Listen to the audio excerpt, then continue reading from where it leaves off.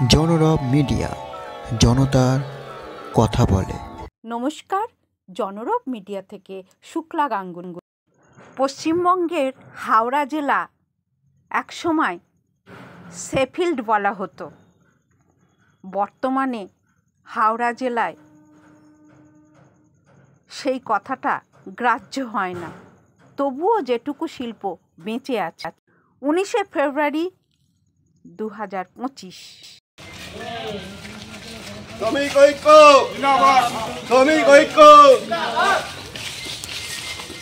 হাওড়া জেলার দাসনগর অঞ্চলে আরতি কটন মিলে অনেক শ্রমিকের অসহায় অবস্থা। বিভাস হাজরা 9 নম্বর ওয়ার্ডের পৌরপিতা ছিলেন। আগেও যেমন তিনি শ্রমিকদের স্বার্থে ছিলেন, বর্তমানেও তিনি শ্রমিক এবং সমাজের পাশে থাকেন সারা বছর। যখন কর্তৃপক্ষ উদাসীন, বিভাস হাজরা এগিয়ে এলেন শ্রমিকদের স্বার্থে, আলোচনায় বসলেন। তাদের অবসরকালীন আমি লাস্ট 2 বছর নিলে পাদিন জন্য আমি কোনোদিন এই মুভমেন্টে থাকিনি। কেন?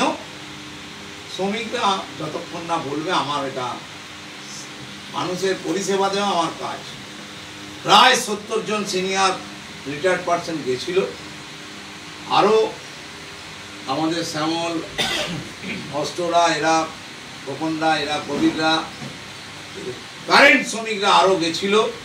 সবাই গিয়ে বলেছে, দাদা একবার চলুন, শ্রমিকের চোখের জল, আমরা কি সুইসাইড করব? আমি কানে শোনার পর দুদিন ওদেরকে স্টে করিয়েছি। উত্তেজিত হোস না, নিশ্চয়ই একটা সমাধান করব, তারপর আপনাকে ফোন করি, আপনি টাইম দেন। আমি দিল্লির আইওসির সঙ্গে কথা বলি, আপনি আজকে জানেন যখন টাইম দিয়ে আমরা আসছি এত শ্রমিক, আপনি প্রথম রিটায়ার্ড আজ থেকে 1 বছর আগে স্টেপ 1 যে ওরা পেনশনটা চালু হওয়ার জন্যে আপনি চিঠি দিলেন। মুভমেন্ট কি হলো?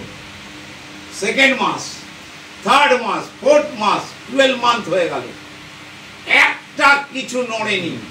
5 মাস স্যালারি নেই, একটা কিছু নড়েনি। আপনি আমায় বলুন, একটা ডিসিশনও আপনি দিল্লির সঙ্গে লিয়াজও করেছেন, লোকাল পিএফ কমিশনে লিয়াজও করেছেন, পেনশনে লিয়াজও করেছেন, আপনি অল আর ডকুমেন্ট সাবমিট করে বলুন, উইথ ডকুমেন্টস দেখান যে এই শ্রমিকের প্রাপ্যতে আপনি কতখানি মুভমেন্ট করেছেন। প্রতি মাসে আমাদের মেল যা কিছু নিয়ে আসছে।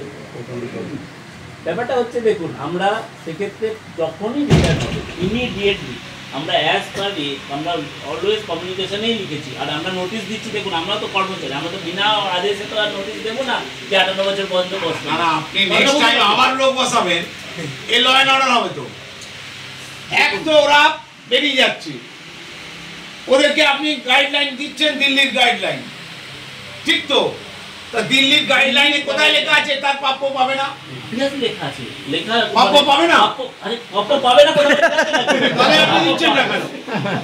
আমি দেখুন, আমার কাছে আজকের দিনে 1 পয়সা ফিনান্সিয়াল ডিপেন্ডেন্সি নেই। আমার কাছে আজকের দিনে যা কিছু আমার খরচা, মানে আমাদের নিজেদের স্যালারি পর্যন্ত সবকিছুই আমরা দিল্লির উপর দেওয়া যাচ্ছে না। আরে আপনি যা বলছেন, এবারে আমার বলছেন আমাদের উইথ ডকুমেন্ট যে আমরা মুভমেন্টে, আপনি বলছেন আমি রিলে করছি, আপনিও যান, কথা বলুন, কিন্তু আপনি একটা বিষয় এখনো অবধি ডকুমেন্টারি দেখাতে পারলেন না।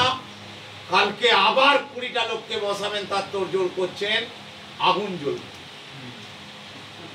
না। এটা হতে পারে না, এটা হতে পারে না। আপনি বসিয়ে দিয়ে তাকে ঢুকতে দিচ্ছেন না, তার প্রাপ্য দিচ্ছেন না। এর তো পেনশনের টাকা এ অলরেডি দিয়েছে, তো বিএফ এর টাকা জমা করেছে, তো বিএফ এর টাকা কিছু তোলানো হয়েছে। আমি বলছি সেই শ্রমিকটা, তাহলে সে যদি তার সে টাকা জমা করলে তারপর আপনি দিচ্ছেন তাকে, দ্যাট ইজ পেনশন। সেই জায়গা থেকে এইচআর একটা সার্কুলার আপনি দিল্লি মেনটেন করছেন, বলছেন দিল্লিতে কারোর মাইনে হয়নি, দিল্লির এই সার্কুলার আছে, সেই সার্কুলারটা দেখান যে এদের বসানোর সার্কুলারটা। এক, দু নম্বর যে বসানো হলো, বসানো এক মিনিট হয়ে গেলে না না আমি বলছি আমার না, এই 58 বছরের বেনিফিট না দিয়ে কি করে তাকে বার করে দেবেন? বেনিফিট না দিয়ে তাকে কি করে বার করবেন? বেনিফিট না দিয়ে এবার আপনি বার করলেন, আমরা বলছি সবাই শ্রমিকরা মেনে নিয়েছে যে তারা আশার আলো 7 দিনের মধ্যে 10 দিনের মধ্যে পাবে। 12 মাস হয়ে গেল, 1 বছর শ্রমিকরা সুইসাইড করবে আমাকে গিয়ে কাঁদছিল। তাদের পরিবার ফ্যামিলি কি করে চলবে? তারা পেনশন পাচ্ছে না, তারা রিটায়ারমেন্টের আফটার যে তাদের প্রাপ্য সেটা পায়নি। এইটা সার্কুলার দেখান যে আপনি দিল্লিকে লিখেছেন, দিল্লি আপনাকে সার্কুলার দিয়েছে বসানোর, এবং এদের লেটেস্ট কি। আমি দিল্লিকে বলেছি, কালকে আইওসিতে ফোন করেছি, উনি বলেছেন আমি শুনলাম, আমরা আপনি যান কাল গাঙ্গুলির সঙ্গে আলোচনা করুন জিএম এর সঙ্গে, আপনারা আমরাও বলছি লেটেস্টটা কি সেটা আপনি আমায় দেখান। কেন 5 মাস স্যালারি, কেন রিটায়ারের টাকা পেনশন পাচ্ছে না? আপনি বলেছেন আমাকে যে আমি অলরেডি মুভমেন্ট করেছি, তার ডকুমেন্টস আমায় দেখান। কাগজগুলো সব দেখাও। দেখুন যা যা করেছি সেটা বিভাসবাবু বলেন আলোচনা হয়েছে এবং তার ফলও মিলবে বলে আশ্বাস দিয়েছেন শ্রমিক। সুতরাং এখন দেখার পালা। আপনারা দেখছেন জনরব মিডিয়া। আবার আসছি।